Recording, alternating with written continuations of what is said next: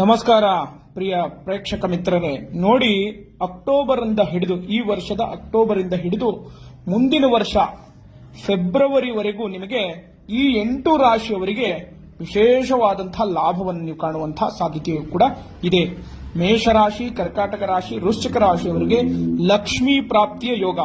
ಈ ವರ್ಷದ ಅಂದ್ರೆ ನೀವು ಏನು ಈ ಒಂದು 6-7 ತಿಂಗಳ ಸಾಕಷ್ಟು ಕಷ್ಟಗಳನ್ನು ಎದುರಿಸಿದವರಿಗೆ ಲಕ್ಷ್ಮೀ ಪ್ರಾಪ್ತಿಯ ಯೋಗಗಳು ಕೂಡ ಕಂಡು ಬರುವಂತಹ ಸಾಧ್ಯತೆ ಇದೆ. ಮತ್ತು ವೃಷಭ, ಕನ್ಯಾ, ಧನುಸ್ಸು ರಾಶಿಯವರಿಗೆ ಧನಲಾಭ, ಸಾಲದಿಂದ ಮುಕ್ತಿ ಅನ್ನೋದನ್ನ ಇಲ್ಲಿ ಫಲಾನುಫಲಗಳು ಹೇಳ್ತಾ ಇರ್ತಕ್ಕಂಥದ್ದು. ಮತ್ತು ಮಕರ, ಸಿಂಹ, ಮೀನ ಶುಭವಾಗಿರ್ತಕ್ಕಂತಹ ಫಲ ಮತ್ತು ಅವಿವಾಹಿತರಿಗೆ ವಿವಾಹ ಯೋಗಗಳು ಕೂಡಿಕೊಂಡು ಬರುವಂತಹ ಸಾಧ್ಯತೆ ಇದೆ.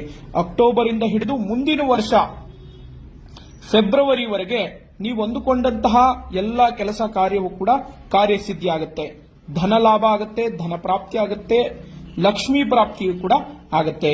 ಈ ವಿಡಿಯೋ ನಿಮಗೆ ಇಷ್ಟ ಆಗಿದ್ರೆ ಲೈಕ್ ಮಾಡಿ, ಶೇರ್ ಮಾಡಿ, ಹಾಗೂ ನಿಮ್ಮ ಸ್ನೇಹಿತರೊಟ್ಟಿಗೂ ಇದನ್ನ ಹಂಚಿಕೊಳ್ಳಿ, ಹಾಗೂ ಈ ರೀಲ್ನ ಸೇವ್ ಮಾಡ್ಕೊಳ್ಳಿ. ಒಳ್ಳೆಯದಾಗಲಿ. ಹರಿ ಓಂ.